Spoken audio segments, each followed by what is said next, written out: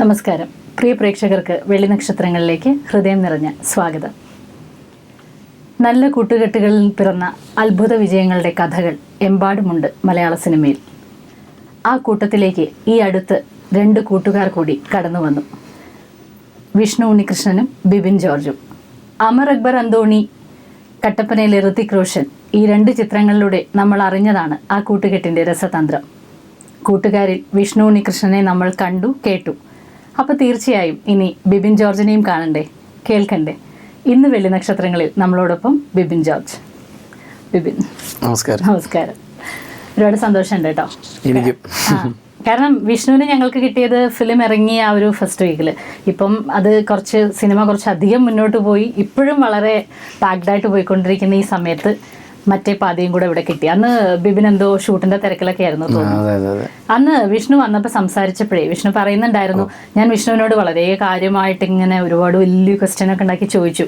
ഇങ്ങനെ ഒരു സിനിമ എഴുതും, സിനിമയിൽ വരും എന്നൊക്കെ സങ്കല്പിച്ച് കാണുമായിരിക്കും, പക്ഷേ അവനവൻ എഴുതിയൊരു സിനിമയിൽ അഭിനയിക്കാൻ പറ്റുക എന്നൊക്കെ പറഞ്ഞ് തുടങ്ങിയപ്പോൾ വിഷ്ണു പറയാം, ഞാനവൻ എഴുതി തുടങ്ങിയത് ഞങ്ങൾക്ക് അഭിനയിക്കാൻ വേണ്ടി തന്നെയാണ് എന്നൊരു ചെറിയ ലീഡ് തന്നിട്ടുണ്ട്. അപ്പോൾ എങ്ങനെയാണ് ശരിക്കും പറഞ്ഞാൽ നിങ്ങൾ എങ്ങനെയാണ് ആ യാത്ര ഒരുമിച്ച്, നിങ്ങൾ ഈ 2 പേരും കൂടെ ഒരുമിച്ച് ചേർന്നുകൊണ്ട് ഈ എഴുത്തിലേക്ക് എങ്ങനെയാണത് വരുന്നത്, ആ ഒരു കോമ്പിനേഷൻ? ഞങ്ങള് ബേസിക്കലി ഞങ്ങൾ 6ാം ക്ലാസ് മുതലുള്ള കൂട്ടാണ്. അപ്പോൾ മിമിക്രി സ്റ്റേജുകളിൽ ഒരുമിച്ച് പരിപാടി ചെയ്തിട്ടുള്ള പരിചയമാണ്. എനിക്ക് വിഷ്ണുവിൻ്റെ കാലിബറിന് ഭയങ്കര ആരാധനയുള്ള ആളാണ്. വിഷ്ണുവിൻ്റെ ആർട്ടിസ്റ്റ് എന്ന നിലയിൽ ഭയങ്കര ഇഷ്ടമാണ് എനിക്ക്. അപ്പോൾ ആളെന്ന രീതിയിൽ ഇഷ്ടമാണ്, എന്നാൽ ആർട്ടിസ്റ്റിനോട് കുറച്ചും കൂടി ബഹുമാനമുണ്ട്. അപ്പോൾ 6ാം ക്ലാസ് മുതൽ ഇങ്ങനെ ഞങ്ങൾ ഒരുമിച്ച് പരിപാടി ചെയ്യുമ്പോഴൊക്കെ എപ്പോഴും ഇവൻ ചെറിയ ചെറിയ സിനിമകളിലൊക്കെ ചെയ്യുമ്പോഴും ഇവന് പറ്റിയൊരു കാലിബർ അതിനുള്ളൊരു സംഭവം കിട്ടുന്നില്ലല്ലോ എന്ന് എനിക്ക് എപ്പോഴും പണ്ടും ഉണ്ടായിട്ടുണ്ട്, പരാതി ഉണ്ടായിരുന്നു. അപ്പോൾ അതിനുശേഷം വിഷ്ണു അഭിനയ രംഗത്തേക്ക് പോയി. ഞാൻ ചെറിയ TV-യിലായിരുന്നു എൻ്റെ എഴുത്ത് മേഖല തുടക്കം. അങ്ങനെ കോമഡി കസിൻസ്, പിന്നെ സൂര്യ രസിരാജ, ആടാം പാടാം, കളിയിഞ്ചിരിയും, ഇപ്പോൾ ബഡായി ബംഗ്ലാവ് വരെ ഇങ്ങനെ എൻ്റെ ഒരു എഴുത്തായിരുന്നു എൻ്റെ ഫുൾ മേഖല. അപ്പോൾ അതിലേക്ക് പിന്നീട് ഞങ്ങൾ ഒരുമിച്ച് പ്രോഗ്രാമിനൊന്നും എഴുതിയിട്ടില്ല, പക്ഷേ സ്കിറ്റുകൾക്ക് ഞങ്ങൾ രണ്ടുപേരും ഒരേ റാപ്പ് ആയതുകൊണ്ട് ഒരുമിച്ച് ഞങ്ങൾ എഴുതാൻ തീരുമാനിച്ചു. പിന്നെ ഞങ്ങൾ വെച്ച് തന്നെ നായകനാക്കിയിട്ട് വേറെ ആരും എഴുതാത്തതുകൊണ്ട് ഞങ്ങൾ തന്നെ എഴുതി തുടങ്ങിയതാണ്. ഞങ്ങൾക്ക് വേണ്ടിയിട്ട് എഴുതിയ സിനിമയാണ് അമർ അക്ബർ അന്തോണി. അതുകൊണ്ടാണ് നമ്മൾ ജയസൂര്യയുടെ ക്യാരക്ടറൊക്കെ കാലു വയ്യാത്തൊക്കെ എഴുതി വെച്ചത്. അതാർക്കും തട്ടിക്കൊണ്ടുപോകാതിരിക്കാനാണ് ഉറപ്പായിട്ട്. അപ്പോൾ അത്രയും പ്ലാൻഡ് ആയിരുന്നു. പക്ഷെ സത്യം പറഞ്ഞു കഴിഞ്ഞാൽ ഞങ്ങളുടെ ജീവിതത്തിലെ ഏറ്റവും വലിയ സന്തോഷം അത് തന്നെയാണ്. കാരണം നമ്മൾ എഴുതിയൊരു കഥാപാത്രം നമ്മളെക്കാൾ വലിയ താരങ്ങൾ അഭിനയിച്ച് അത്രയും വലിയ ഇൻഷൽപ്പുകൾ ഉണ്ടാക്കി മലയാള സിനിമയിലെ കാലത്തെയും മികച്ച കളക്ഷൻ നേടിയ പടങ്ങളിലൊക്കെ വന്നത് വളരെ സന്തോഷമാണ്. ശരിക്കും ഞങ്ങളായിരുന്നെങ്കിൽ ഒരിക്കലും ഉറപ്പാണ് അത്രയൊന്നും വരത്തില്ല. 2ാമത്തെ സിനിമ വന്നപ്പോഴേക്കും നാദൃഷികയ്ക്ക് ഒരു ലേബലായി, ഞങ്ങളുടെ ഇതിനൊരു കുഞ്ഞി ലേബൽ കിട്ടി. അപ്പോൾ ഇനി വിഷ്ണുവിനെ വെച്ചിട്ട് ആലോചിക്കാമെന്നുള്ളൊരു ധൈര്യം നാദൃഷിക കാണിച്ചു. അതിൻ്റെ 100% ഞാനും കൂടെ വന്നു. അപ്പം ഈ അമർ അക്ബർ അന്തോണിയെ കുറിച്ചൊക്കെ പറയുകയാണെങ്കിൽ ഇപ്പോൾ പോലും നമുക്ക് എന്തെങ്കിലും ഒരു സിനിമ വർത്താനം വന്നാൽ അറിയാതെ ആണെങ്കിലും ഒന്ന് അമർ അക്ബർ അന്തോണി ആരെങ്കിലും ഒരാൾ പറയും. അങ്ങനത്തെ സിനിമകൾ അതുപോലെ അത് വലിയൊരു കാര്യമാണ്. കാരണം എന്താ പറയുകയാണെങ്കിൽ ശരിക്കും പറഞ്ഞാൽ വെറുതെ വെറൊരു കോമിക് റൈഡ് അല്ലെങ്കിൽ ഒരു ഫൺ റൈഡ് എന്നൊന്നും പറയുന്ന രീതിയിലല്ലല്ലോ. വളരെ വളരെ സീരിയസ് ആയിട്ട് നമ്മളെ പേടിപ്പിക്കാവുന്ന ഒരു സബ്ജക്റ്റ് നിങ്ങൾ ആ സിനിമയെക്കുറിച്ച് പറയുകയാണെങ്കിൽ ശരിക്കും നിങ്ങളത് ഈ കുട്ടികൾ ശരിക്കും അമ്മമാരും, അന്ന് നമ്മുടെ ഷഫീഖിനെ ഇവിടെ ഇരുത്തി സംസാരിക്കുമ്പോൾ അദ്ദേഹം പറയുന്നുണ്ടായിരുന്നു, 4 പിള്ളേരെ ഞാൻ ഒരുപാട് വേദനിച്ചിട്ടുണ്ട് ആ ക്യാരക്ടർ ചെയ്യുമ്പോൾ. അപ്പം ശരിക്കും പറഞ്ഞാൽ അങ്ങനത്തെ ഒരു സബ്ജക്റ്റിനെയും അതിലേക്ക് കൊണ്ടുവന്ന് ശരിക്കും അതിൽ നിങ്ങളുടെ ഒരു ബ്രില്യൻസ് അത് പറയാതിരിക്കാൻ പറ്റില്ല.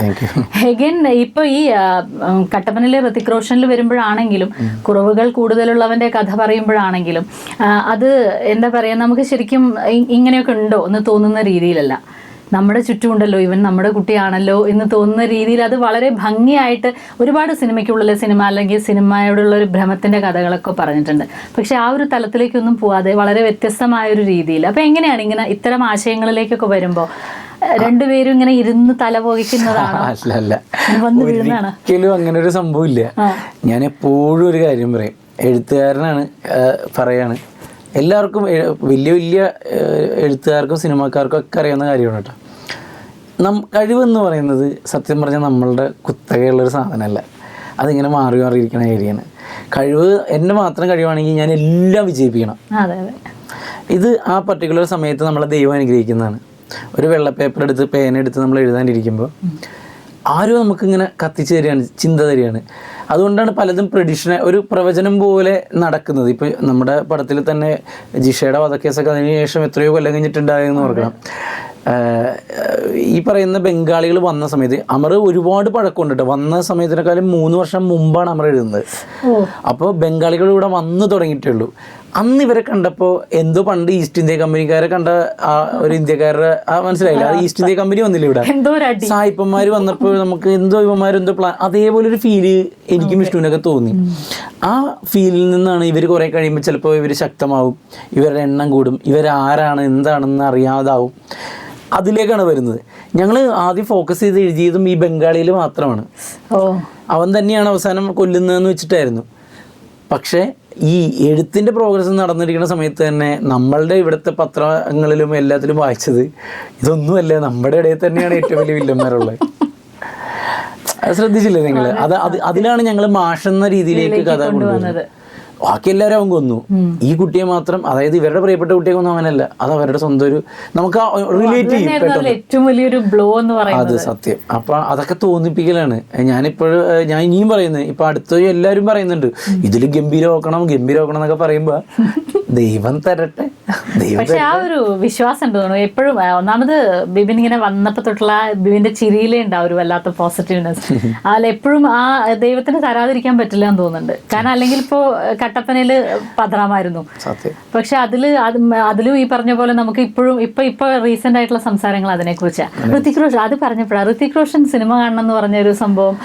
അത് അദ്ദേഹത്തിൻ്റെ ട്വിറ്ററിലും ഫേസ്ബുക്കിൽ പേജിലൊക്കെ ഒരുപാട് മലയാളികൾ തന്നെ സാറിൻ്റെ ഒരു പടം ഞങ്ങളുടെ മലയാളത്തിൽ ഇറങ്ങിയിട്ടുണ്ടെന്നൊക്കെ പറഞ്ഞിട്ട് പുള്ളി ഇൻട്രസ്റ്റഡ് ആയി കാണാനും ഇതിനൊക്കെ. പിന്നെ അത് കഴിഞ്ഞിട്ട് കൊച്ചിയിൽ വരുമ്പോൾ കാണാന്നൊക്കെ ഇങ്ങനെ അഭ്യൂഹങ്ങളാണ് കുറേയൊക്കെ. പക്ഷെ ഈ അറിഞ്ഞിട്ടുണ്ട് ആള് ഇങ്ങനെ ഒരു സിനിമ ഉണ്ടെന്നുള്ള കാര്യം പുള്ളിക്ക് അറിയാം, പുള്ളി കാണാനിരിക്കുന്നുണ്ട്. ഓക്കെ. അപ്പം കട്ടപ്പനയെ കുറിച്ച് പറയുമ്പോൾ അതില് എന്താ പറയാ, ബിബിൻ ചെയ്ത ക്യാരക്ടർ അത് ഒരു ഒന്നൊന്നര ചെയ്തായി പോയി. അല്ല അതൊക്കെ വളരെ എങ്ങനെയാണ് അങ്ങനത്തെ ഒരു തോട്ടുകാരൻ ഒരു കാര്യമില്ലത്. ഇപ്പൊ ഇപ്പുറത്ത് നിൽക്കുന്ന ചന്ദ്രേട്ടൻ്റെ ഐ മീൻ സലീം ചേട്ടന്റെ ക്യാരക്ടറിന്റെ ഒരു വ്യൂ പോയിന്റ് നോക്കി അയ്യോ ഒരു പാവം ചെറുപ്പക്കാരൻ ഒരു ലിഫ്റ്റ് കൊടുക്കുന്ന ഇവൻ കാരണം ഇയാൾക്കൊരു ബ്രാൻഡിങ് കിട്ടുകയാണ് കാലത്തേക്ക്. അത്തരം തോട്ടുകളിലേക്കൊക്കെ എങ്ങനെയാണ്? അല്ല അതൊക്കെ ഈ പറഞ്ഞ പോലെ. പിന്നെ വേറൊരു കാര്യമുണ്ട്, ദൈവം തരുന്നതിലുപരിയായിട്ട് നമ്മള് കുഞ്ഞിലെ മുതല് എല്ലാം ഉൾട്ടിയാണ് കുറേയൊക്കെ ചിന്തിക്കുക.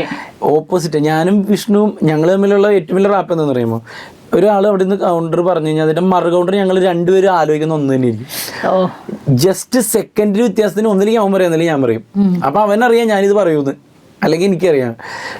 എല്ലാ കാര്യങ്ങളും ഹ്യൂമറിൽ കാണാനാണ്. പിന്നെ പ്രത്യേകിച്ച് എനിക്ക് ഈ കുഞ്ഞിലെ ഈ പോളിയോ വന്നുകൊണ്ട് ഞാൻ ആദ്യം പാട്ടുകാരനൊക്കെ ആയിരുന്നു. പാട്ടുകാരൻ എന്ന് പറഞ്ഞാൽ അന്ന് പാട്ടാണ് കുഞ്ഞിലെ പാടിക്കൊണ്ടിരുന്നത്.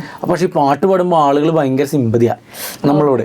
അപ്പൊ എനിക്കത് തോന്നി ഇതെന്ത് മാറ്റണല്ല, ഈ സിമ്പതിക്ക് പകരം നമ്മളെ കണ്ടു കഴിഞ്ഞാൽ ഈ പറഞ്ഞ ചേച്ചി നേരത്തെ പറഞ്ഞ പോലെ തന്നെ ഒരു എനർജി അല്ലെങ്കിൽ ഒരു പോസിറ്റീവ് അല്ലെങ്കിൽ ഒരു തമാശ ആ രീതിയിലേക്ക് വേണ്ടിയിട്ട് ഞാൻ മാറ്റിയെടുത്താണ് ഈ മിമിക്രി എന്നുള്ള മേഖല.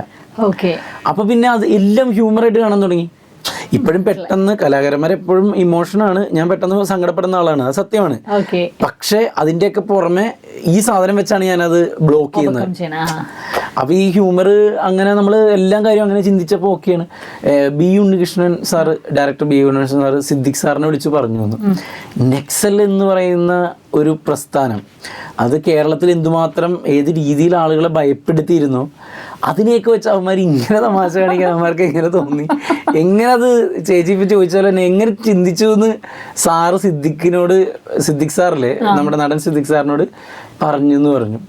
അത് ഞങ്ങൾക്കത് ഭയങ്കര സ്ട്രെയിഞ്ച് ആയിട്ട് തോന്നില്ല. കാരണം ഞങ്ങൾ കുഞ്ഞിലെ വലിയ ഇതിൻ്റെ അപ്പുറമാണ് എല്ലാ കാര്യങ്ങളും ചിന്തിക്കുക, എല്ലാം തലതിരിഞ്ഞ്. ഞങ്ങൾക്ക് മരിച്ച വീട്ടിലൊക്കെ സത്യം പറഞ്ഞാൽ പോയി നിൽക്കാൻ പറ്റത്തില്ല,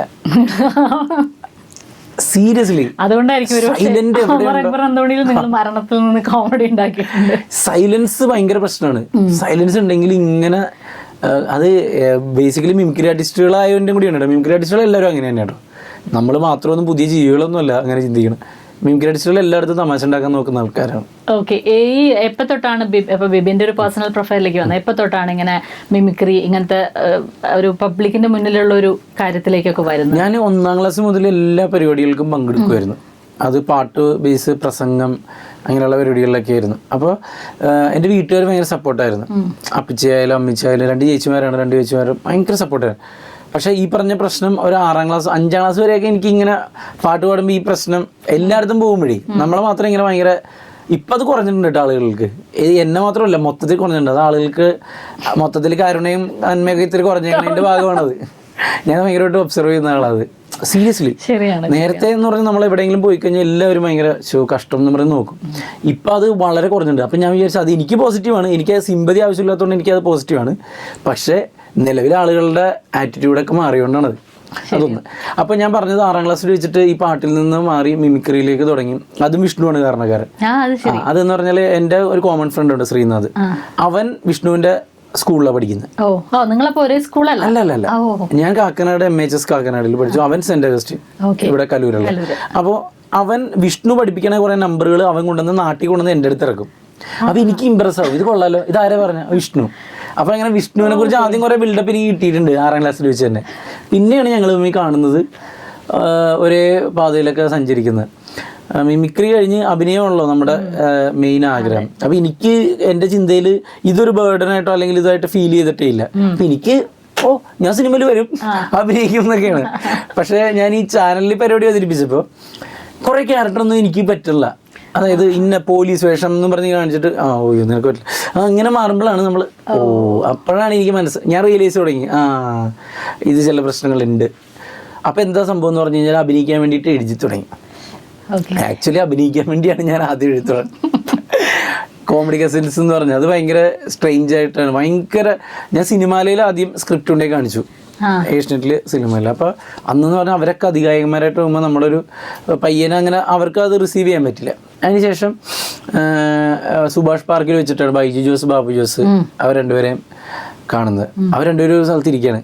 അപ്പോൾ എൻ്റെ ഇത് നോക്കണം കേട്ടോ, ഞാൻ നേരെ ഇടിച്ചേരി ചെന്നിട്ട് ഞാൻ പറഞ്ഞ് ഞാൻ കുറച്ച് സ്ക്രിപ്റ്റൊക്കെ എഴുതുന്ന ആളാണ് എന്ന് പറഞ്ഞ് നേരെ പറയണം. അപ്പോൾ അവർക്ക് അന്ന് ഒരു 17 വയസ്സുള്ള ചെറുക്കം വന്നിട്ട് അഹങ്കാരം പറഞ്ഞതെന്നാണ് അവർ വിചാരിച്ചത്. അപ്പോൾ എന്നിട്ട് കുറേ സംഭവങ്ങൾ പറഞ്ഞു. അപ്പോൾ അവർക്ക് ഭയങ്കര ഇഷ്ടമായി. അപ്പോൾ അവർ ഞാൻ വിളിക്കാം എന്നൊക്കെ പറഞ്ഞ് നമ്പർ മേടിച്ചു. അവരൊരു 3 മാസം കഴിഞ്ഞിട്ട് തന്നെ വിളിച്ചു. ഞാൻ എടപ്പള്ളി പള്ളിയിൽ പുണ്യാളുടെ മുമ്പിൽ ഇങ്ങനെ മെഴുതിരി എത്തിച്ചിരിക്കുന്ന സമയമാണ് കറക്റ്റ്, എനിക്കിപ്പോഴും ഓർമ്മയുണ്ട്. അതേ പിന്നെ ഞാൻ അവരോട് ജോയിൻ ചെയ്തു, ചെറിയ ചെറിയ വേഷങ്ങൾ ചെയ്തു. പിന്നെയൊക്കെ രസികരാജിൽ വന്നപ്പോഴാണ് ഞാൻ പെർഫോം ചെയ്യുന്നത്. രസികരാജ എന്ന് പറഞ്ഞ പ്രോഗ്രാം ഉണ്ട് കോട്ടക്കിട്ടുള്ള, ആ പരിപാടിയിലാണ് ആദ്യമായിട്ട് പെർഫോം ചെയ്യുന്നത്. അതാണ് ആദ്യത്തെ ഒരു ക്യാമറയുടെ മുന്നിലുള്ള കറക്റ്റ് ആളുകൾ കാണുന്നൊരു പരിപാടി അതാണ്. അതിൽ ഇപ്പോഴും കുറെ പേര് കഴിഞ്ഞ ദിവസം തമാശ ഉണ്ടായി. ഈ വിഷ്ണു ഈ പടം ചെയ്ത് ഭയങ്കര സ്റ്റാർ ആയിട്ട് നിൽക്കുക. സ്റ്റാർ മീൻസ് എല്ലാവരും എന്നോട് സെൽഫി എടുക്കും. നാദർഷിക ഓൾറെഡി സെലിബ്രിറ്റിയാണ്. താരതമ്യേന എനിക്കാണ് ഇതിലങ്ങനെ ആളുകൾ എന്നെയാണ് പരിചയക്കുറവുള്ളത്.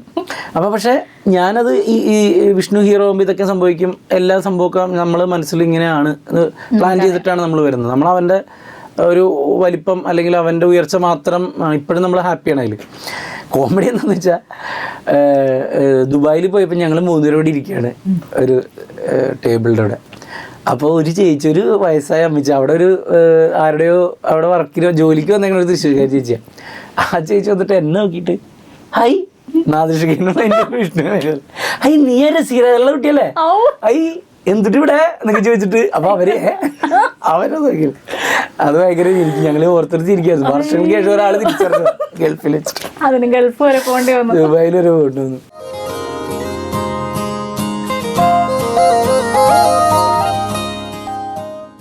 അപ്പോൾ ഈ രസികരാജ് കഴിഞ്ഞിട്ടും പിന്നെയും പറഞ്ഞ എഴുത്തിൽ ഇങ്ങനെ എഴുതിക്കൊണ്ടേയിരുന്നു.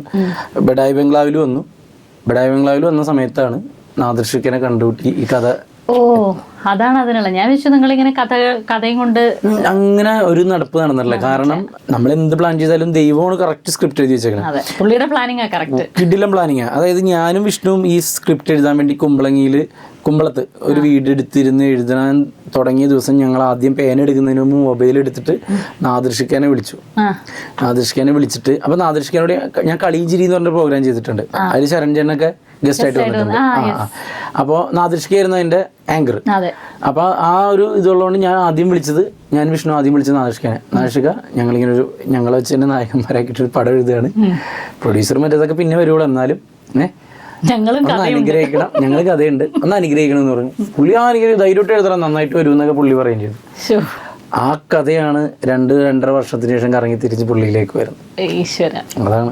ഞാനിപ്പോ ഇങ്ങനെ ആലോചിക്കായിരുന്നേ, ബിബിൻ ഇപ്പൊ നേരത്തെ സംസാരിച്ചപ്പോ എന്തോ പറയുന്ന കൂട്ടത്തിലാണ്. വിഷ്ണുവിനെ കുറിച്ച് പറയുമ്പോൾ ഒന്നാമത് ബിബിൻ വല്ലാതെ എക്സൈറ്റഡ് ആവുന്നുണ്ട്, മനസ്സിന്റെ ഒരു സ്നേഹമാണ്. അപ്പൊ ബിബിൻ പറഞ്ഞു, എനിക്കറിയാമായിരുന്നു അവൻ ഇത് ചെയ്ത് കഴിയുമ്പോൾ അവൻ നിൽക്കുന്ന ഒരു പൊസിഷൻ, ഞാനത് എൻജോയ് ചെയ്യുന്നുണ്ട്.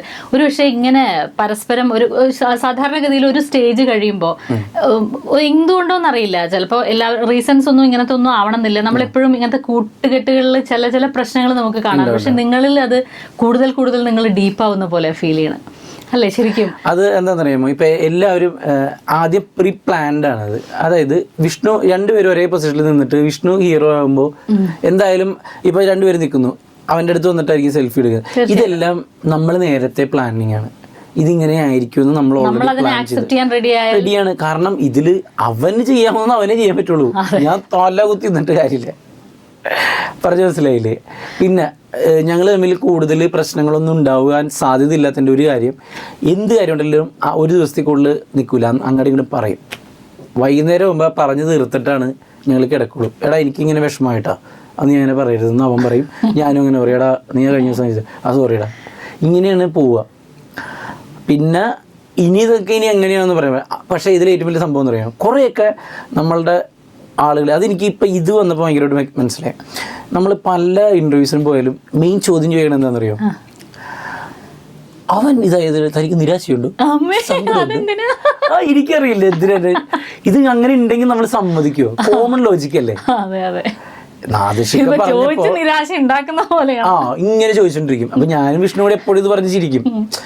കാരണം വിഷ്ണുവാണ് ഹീറോയെങ്കിൽ ചെയ്യുള്ളൂ എന്ന് പറഞ്ഞ ഘട്ടം വരെ പല സന്ദർഭങ്ങളിൽ ഇതിനു മുമ്പ് വേറെ രീതിയിലൊക്കെ ഉണ്ടായിട്ടുണ്ട്. അതൊന്നും ഇവർക്ക് അറിയില്ല, ഞങ്ങൾക്ക് മാത്രമേ അറിയാവുന്നതാണ്. അത് വെച്ചിട്ടാണ്. പക്ഷെ ഇവരോട് അത് പറയാനും പറ്റത്തില്ല. ഇതിപ്പോ ഇത്തിരി കൂടി ഓപ്പൺ ചാറ്റ് ആയതുകൊണ്ട് ഞാൻ പറയാണ്, അങ്ങനെ ഒരു കാലഘട്ടം ഉണ്ടായിട്ടുണ്ട്. അപ്പൊ ഇത് കേൾക്കുമ്പോ ഒരുപാടായി. ഞാൻ ഫേസ് ചെയ്യുന്ന ഏറ്റവും വലിയ ചോദ്യം അതാണ്, ഈ ചോദ്യമാണ്. അത് ഭാഗ്യത്തിന് ഇവിടെ ഉണ്ടായില്ല. അതില്ല, അങ്ങനത്തെ ആവശ്യമില്ലാത്ത ചോദ്യം ഇവിടെ ചോദിക്കില്ല. വെള്ളി നക്ഷത്രങ്ങൾ ചോദിക്കണ്ട. അതല്ല, ഇപ്പം എന്തായാലും വിഷ്ണുവിന്റെ ഒരു ആക്ടിങ് ഇതിലൊരു വേറെ ലെവലിലേക്ക് നിങ്ങൾ ഒരുമിച്ച് തന്നെ ആ ഒരു വിഷ്ണുവിനെ ഇങ്ങനെ കയറ്റി വെച്ചു. അത് ആ ഒരു രീതിയിൽ അങ്ങനെ പോകും. കൂട്ടത്തിൽ ബിബിന്റെ ഇതിലും കുറച്ചും കൂടി ഒരു സ്പാർക്കിംഗ് ആയിട്ടില്ലേ അല്ലേ ആക്ടിങ് കരിയർ? ഈ ദിലീപേട്ടന്റെ പടത്തില് ദിലീപേട്ടൻ വിളിച്ചിട്ടൊരു വെൽക്കം ടു സെൻട്രൽ ജയിൽ എന്ന് പറഞ്ഞൊരു പടത്തില് ഒരു വേഷം തന്നു. വേഷം ഒരു ചെറിയൊരു സീൻ, ഒറ്റ സീൻ. കമലഹാസനൊക്കെ 10 വേഷം ചെയ്യുന്നുണ്ട്, ഒറ്റ സീൻ തന്നു. പക്ഷെ ആ സീന് തിയേറ്ററിൽ നല്ല ക്ലാപ്പ് ഉണ്ടായിരുന്നു. അപ്പോൾ അത് കണ്ടിട്ട് റാഫി സാർ എന്നെ വിളിച്ചിട്ട് ഇങ്ങനെ തന്നെ വെച്ചിട്ടൊരു സംഭവം, റോൾ മോഡല് ഇതിലൊരു നെഗറ്റീവ് വേഷമാണ്, ചെയ്യാൻ പറ്റുമെന്ന് ചോദിച്ചു. ഞാനപ്പോൾ സാറ് എന്താണ് ഈ പറയണത്, നമ്മളൊക്കെ സ്വപ്നം കണ്ട് കിടക്കുകയല്ലേ. എഴുത്തുകാരൻ എന്തൊക്കെയായാലും നമ്മുടെ ഉള്ളിൻ്റെ ഉള്ളിലെ എപ്പോഴും ആഗ്രഹം, എൻ്റെ അച്ഛനും അമ്മയ്ക്കൊക്കെ അപ്പച്ചിക്കൊക്കെ ആഗ്രഹം അതാണ്, അഭിനയിക്കണമെന്നാണ്. ഞാൻ പറഞ്ഞു ഓക്കെ സാർ എന്താണെങ്കിലും. നേരെ പോയി ചെയ്തു. അതിപ്പോൾ ഇനി ഷെഡ്യൂൾ ആക്കണേയാണ്, ഇനി കുറച്ച് ദിവസം കൂടി ഉണ്ടാവും ഷൂട്ട്. അത് അതിൽ ആ ഒരു ഈ നെഗറ്റീവ് എന്ന് പറഞ്ഞപ്പോൾ ഒരു ക്യൂരിയോസിറ്റി ആയതാ കേട്ടോ. കാണാൻ ഇപ്പൊ കുറച്ച് ദിവസം കൂടി കാത്തിരിക്കണല്ലോ. എന്തൊക്കെയാണ് ആ ഒരു ആക്ടിവിറ്റീസ് ഉണ്ടായിരുന്നത്? എന്തൊക്കെയാണ് അഡ്വഞ്ചേഴ്സ്? നെഗറ്റീവ് എന്ന് പറഞ്ഞാല് എന്നിൽ നിന്ന് പ്രതീക്ഷിക്കാത്ത കുറെ സാധനങ്ങൾ അതിൽ ചെയ്തിട്ടുണ്ട്, അത് മാത്രം പറയാം. എനിക്ക് വയ്യ. അപ്പൊ നല്ലപോലെ കാത്തിരിക്കണം. എന്നിൽ നിന്ന് പ്രതീക്ഷിക്കാത്ത നല്ല അഭിനയം പ്രതീക്ഷിക്കരുത്, ബാക്കിയൊക്കെ വിഷ്ണുവിന്റെ അത്ര നല്ല നടനല്ല ഞാൻ. അതത്ര ഞങ്ങൾ സമ്മതിച്ചു തരില്ല. അല്ലല്ല, ഞാൻ റാഫി സാറിനോട് ഫസ്റ്റ് ഡേ എന്നെ വിളിച്ചപ്പോൾ ഞാൻ പറഞ്ഞു, സാറേ കൊള്ളൂല്ലെങ്കിൽ എല്ലാവരും മുമ്പിൽ ചെയ്യണം, മാറ്റി വെച്ചിട്ട് പൊക്കോ എന്ന് പറഞ്ഞു. ഞാൻ ധൈര്യമായിട്ട് പൊക്കോളാം. കാരണം എനിക്ക് പേടിയെന്ന് പറയാം, നമ്മൾ കാരണം ഒരു ക്യാരക്ടർ പുള്ളി എഴുതി വെച്ചേക്കണതിന്റെ സാധനം നമ്മൾ കാരണം നശിപ്പിക്കരുത്, അവരാഗ്രഹം എനിക്കുണ്ട്, അത് മാത്രമേ ഉള്ളൂ. പക്ഷെ പുള്ളി വളരെ നല്ല രീതിയിൽ നല്ലതെന്ന് പറഞ്ഞു എന്നോട്. എങ്ങനെയാന്ന് ദൈവത്തിനറിയാം. എങ്ങനെയാ ഇപ്പൊ വിഷ്ണുവും ബിബിനും ഇപ്പൊ പറഞ്ഞു, നിങ്ങൾ എഴുതാതിരിക്കുമ്പോൾ ഒരാൾക്ക് തോന്നുന്ന ഒരു കൗണ്ടർ ആണെങ്കിലും ഒരാൾക്ക് അല്ലെങ്കിൽ മറ്റാൾക്ക് ഒരേ സംഭവം തോന്നുന്നൊക്കെ പറഞ്ഞു. എന്നാലും നിങ്ങൾ എഴുതാനിരിക്കുമ്പോഴുള്ള പറയാവുന്ന അങ്ങനത്തെ എന്തെങ്കിലും രസകരമായ സംഭവങ്ങൾ ഉണ്ടാവില്ലേ? രസകരം ഭയങ്കരമായിട്ട് തല്ലുപിടിക്കും, ഭയങ്കരമായിട്ട് തല്ലുപിടുത്തുണ്ടാവും എപ്പോഴും എഴുത്തിന്റെ ദിവസത്തില്. കാരണം അത് എന്തിനു വേണ്ടാ തല്ലുപിടിക്കുക? നിങ്ങളുടെ തോട്ട് ഒരേപോലെയാണല്ലോ. തോട്ട് ഒരേപോലെ. ചില സ്ഥലത്ത് നമ്മള് തിരിഞ്ഞു പോകും. ഇത് കൗണ്ടറുകൾക്ക് തമാശക്ക് ഒരുപോലെയായിരിക്കും. ഇപ്പൊ കുറച്ചും കൂടി സിനിമാറ്റിക് ഏരിയ, അല്ലെങ്കിൽ ചിലപ്പോൾ ഞാൻ എഴുതുന്നതിന് കുറച്ച് മിമിക്രി സ്റ്റൈൽ വരും, അല്ലെങ്കിൽ എൻ്റെ തോട്ടിന് മിമിക്രി ഏരിയ വരാറുണ്ട്. അപ്പൊ അവൻ കുറെ സിനിമകൾ ചെയ്തുകൊണ്ട് അവന് കുറച്ച് സിനിമയുടെ ഏരിയ കൃത്യമാണ്. അപ്പൊ ഇത് രണ്ടിന്റെയും കൂടി ഒരു മിക്സിങ് ഉണ്ടല്ലോ, അതാണ് കറക്റ്റ് വരുന്നത്. നാദിഷിക്ക ഒരു തവണ പറഞ്ഞ്, ഞാൻ നിങ്ങളെ രണ്ടുപേരെയും കൂടി തെറ്റിക്കാൻ നടക്കണേന്ന്, കാരണം എനിക്ക് 2 സ്ക്രിപ്റ്റ് കിട്ടുമല്ലോ എന്ന്. അപ്പൊ വിഷ്ണു ഉഗ്ര പറഞ്ഞു, ഇക്ക കൊള്ളൂലാത്ത 2 സ്ക്രിപ്റ്റ് വേണോ, ഞങ്ങൾ രണ്ടുപേരും കൂടി ചേർന്നിട്ടുള്ള നല്ലത് വേണോ? എനിക്ക് വയ്യ. അതൊരു ഭയങ്കര സംഭവം ഇതേപോലെയാണ്, രണ്ടുപേർക്ക് ഇതൊക്കെ റെഡിയാണ് ആൻസേഴ്സ്, അതിനു വേണ്ടി പരതന പ്രശ്നമില്ല. അത് എന്റെ വീടിന്റെ തൊട്ടടുത്ത ആൾക്കാര് ട്രെയിലർ കണ്ടിട്ട് തന്റെ വീട്ടിലെ ചെറുക്കനാണ് നായകൻ. അപ്പൊ ഞാൻ പറഞ്ഞ അതെ, എന്ത് പറ്റിയതൊക്കെ ഇങ്ങനെ എന്ത് പറ്റിയതൊക്കെ. ഞാൻ പറഞ്ഞു പടം കാണും നിങ്ങള്. അത് കഴിഞ്ഞ് പടം കണ്ടു കഴിഞ്ഞിട്ട് അവര് എന്റെ പൊന്നു മോനെ ആ ചെറുക്കൻ കലക്കി കളഞ്ഞ്. ലളിത ചേച്ചി ഒരു അഭിപ്രായം പറഞ്ഞു വിഷ്ണുവിനെ കുറിച്ച്. എന്നെ വിളിച്ചിട്ട്, എടാ മോനെ, ഞാനായിട്ട് ഭയങ്കര എപ്പോഴും വിളിയൊക്കെ ഉണ്ട്, എനിക്ക് ഭയങ്കര ഇഷ്ടപ്പെട്ട നടിയാണ്, ലോകത്തിലെ നമ്പർ 1 നടികളിൽപ്പെട്ടാണ് കേട്ടോ, ലോകത്തിലെ. അതേപോലെ എടുക്കാനില്ല ആള്. അപ്പൊ പുള്ളിക്കാരത്തി പറഞ്ഞു, എടാ പടം കണ്ട് മോനെ നന്നായിട്ടുണ്ടാ, അമറക് ബറന്തോണിനേക്കാളും എനിക്ക് ഇഷ്ടമായി, ആ ചെറുക്കനെ എന്ന് പറഞ്ഞ ഒരു പോസ്. അപ്പൊ ഇവര് അഭിനയത്തെ കാണുന്നത് വേറൊരു ആസ്പെക്റ്റിലായിരിക്കാം, ലെജൻഡായതുകൊണ്ട് ചിലപ്പോൾ അത് ഇഷ്ടപ്പെട്ടു അങ്ങനെയൊക്കെ വിചാരിച്ചു പെട്ടെന്ന്. അവനൊരു പുതുമുഖമല്ലേ, അവനോട് പുതുമുഖം എന്നുള്ള രീതിയിൽ അഭിനയിക്കാൻ പറ. ഇത് ഒരുപാട് പഴക്കം തഴക്കം നടന്മാരെ പോലെ അഭിനയിച്ച ആളല്ലേ, ഉഗ്രം കമന്റ് ആയിരുന്നില്ല. ഒരുപാട് പേര് വിളിച്ച്, വിജയരാഘവൻ ചേട്ടൻ വിളിച്ച്, അവനെ മേജർ രവി വിളിച്ച്, അങ്ങനെ മേജർ രവി സാറ് വിളിച്ച്. ഇപ്പൊ അങ്ങനെ പറയാൻ പറ്റില്ല, നമ്മള് നേരത്തെ ഈ സാധാരണ സിനിമ കാണുന്ന അതുകൊണ്ട് പേരെടുത്ത് പറയാറില്ല, ഇപ്പൊ അത് പറയാൻ പറ്റില്ല. അവനെന്ത് ബഹുമാനല്ലാണ്ട് വിളിച്ചെന്ന് പറയും. അപ്പൊ എന്തായാലും ഇപ്പൊ ബിബിനും വിഷ്ണുവും കണ്ട സ്വപ്നങ്ങളിലേക്കൊക്കെ നിങ്ങൾ നടന്നെത്തി, നിങ്ങളെ ഉറപ്പിച്ചു, സിനിമയിലാണെങ്കിലും പ്രേക്ഷകരുടെ മനസ്സിലാണെങ്കിലും. ഇനി അപ്പോഴും വിഷ്ണു തന്നെ പറഞ്ഞു, ബിബിൻ നേരത്തെ പറഞ്ഞു അവിടെ ഇരിക്കുന്ന ഒരാളാണ് കാര്യങ്ങൾ തീരുമാനിക്കണമെന്ന്. എന്നാലും ഇപ്പൊ ഇങ്ങനെ നിൽക്കുമ്പോൾ ബിബിന്റെ മനസ്സിലെന്താണ് സിനിമയെക്കുറിച്ചും ബിബിന്റെ ഒരു അതിലെ യാത്രയെക്കുറിച്ചും? പണ്ട് തുടങ്ങി സിനിമ തന്നെയായിരുന്നു ലക്ഷ്യം. ജീവിക്കാനും അല്ലെങ്കിൽ വേറെ ഉപജീവനത്തിന് വേണ്ടിയിട്ട് നമ്മൾ പല ജോലികളും വേറെ നോക്കിയിട്ടുണ്ടെങ്കിൽ പോലും സിനിമ തന്നെയായിരുന്നു. സിനിമയിൽ വരും എന്നുള്ളത് എവിടേക്കോ നമ്മുടെ ഉള്ളിലുണ്ടായിരുന്നു, എന്നായാലും വരും എന്നുള്ളത് ഉറപ്പായിരുന്നു. അതെന്താണെന്ന് വെച്ചാൽ സിനിമയെ അത്രയ്ക്ക് ഇഷ്ടമായിരുന്നു. ടി വി ചെയ്യുമ്പോഴും ഇത് ചെയ്യുമ്പോഴും ഞാൻ സ്കിറ്റ് എഴുതുന്നതിന് പോലും, സ്കിറ്റ് കളിക്കുമ്പോൾ കോട്ടയം നസീർക്കയുടെ ഒരു ഷോ ചെയ്തപ്പോൾ നസീർക്ക് പറഞ്ഞിട്ടുണ്ട്, കറക്റ്റ് സിനിമയാണ് നീ 5 മിനിറ്റിൻ്റെ എഴുതി വെച്ചേക്കണേന്ന്. അപ്പോൾ അത് സ്കിറ്റിൽ പോലും സ്കിറ്റിൻ്റെതായ രൂപം മതി, പക്ഷെ ഞാൻ അതിൽ സിനിമാറ്റിക് ആക്കിയിട്ടാണ് ചെയ്തുകൊണ്ടിരുന്നതെന്ന്. അപ്പോൾ വിഷ്ണുവിനും ആ ഏരിയയിലേക്ക് വന്നു, ഞങ്ങൾ ഒരുമിച്ചു, ഞങ്ങൾ രണ്ടുപേരും ചേർന്നു, ഞങ്ങളുടെ രണ്ടുപേരുടെ ആഗ്രഹം നിറവേറ്റി. ഇപ്പം അവനെന്താണ് പണ്ട് ആഗ്രഹിച്ചിരുന്നത് അതിലേക്കും വന്നു.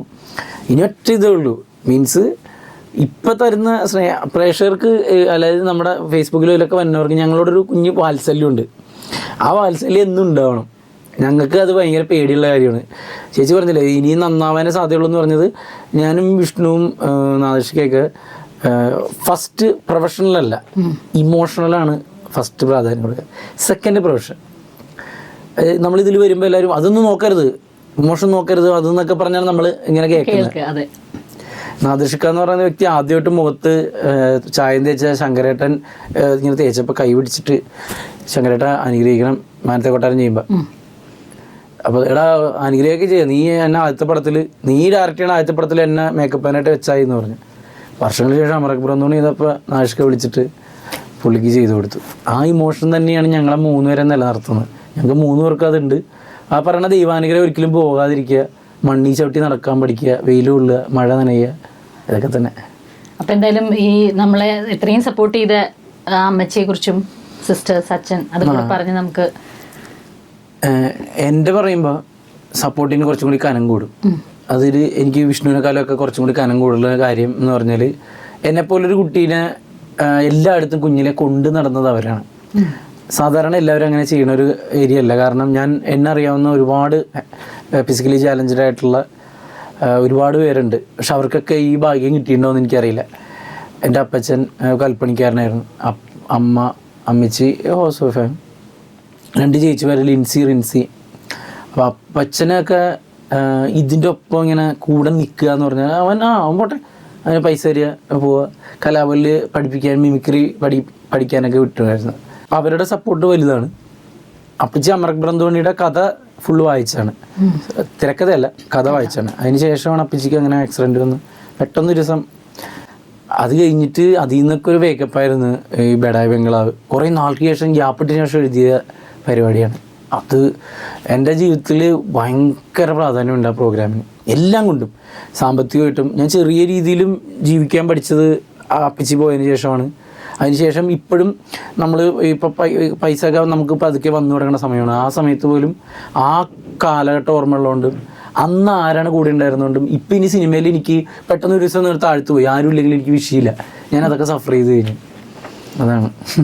സാധാരണ ഇവിടെ വെള്ളി നക്ഷത്രങ്ങൾ ചെയ്യുമ്പോഴേ ചിലർ വരുമ്പോൾ പറയാറുണ്ട് ഈ എപ്പിസോഡിൻ്റെ ഒരു സമയപരിമിതി കാരണം കുറേ ചോദിക്കാനുണ്ടല്ലോ എന്ന് തോന്നുന്നു. പക്ഷേ ഇത്ര ദിവസവും ചെയ്തിട്ട് എനിക്ക് ബിബിൻ ഇരിക്കുമ്പോൾ പറയാൻ തോന്നുന്നൊരു കാര്യം എപ്പിസോഡ് തീരാതിരുന്നെങ്കിൽ എന്ന് തോന്നിപ്പോയി. കാരണം വളരെ ലൈഫിനെ കണക്ട് ചെയ്ത് ഒരുപാട് കാര്യങ്ങൾ ബിബിൻ സംസാരിച്ചു. എനിക്ക് വല്ലാത്തൊരു സന്തോഷം ഈ ഒരു സമയത്ത്. അപ്പം എന്തായാലും ഇനിയുള്ള അത്ഭുതങ്ങൾക്ക് വേണ്ടി നിങ്ങളുടെ കൂട്ടുകെട്ടിൻ്റെ ആ ഒരു ശക്തിയിൽ നിന്ന് വരുന്ന നല്ല നല്ല കലാസൃഷ്ടികൾക്ക് വേണ്ടി നിങ്ങൾ നടന്മാരെന്ന രീതിയിൽ വേറിട്ട് കാണിക്കുന്ന അത്ഭുതങ്ങൾക്ക് വേണ്ടിയും ഞങ്ങൾ കാത്തിരിക്കുകയാണ്. ഒരുപാട് നന്മകൾ ഇത്രയും ഈശ്വരനിൽ ഉറച്ച് കാല് മണ്ണിൽ ഉറക്കണം എന്നൊരു കലാകാരൻ പറയുന്നവിടെ തന്നെ അവൻ വിജയിച്ചു.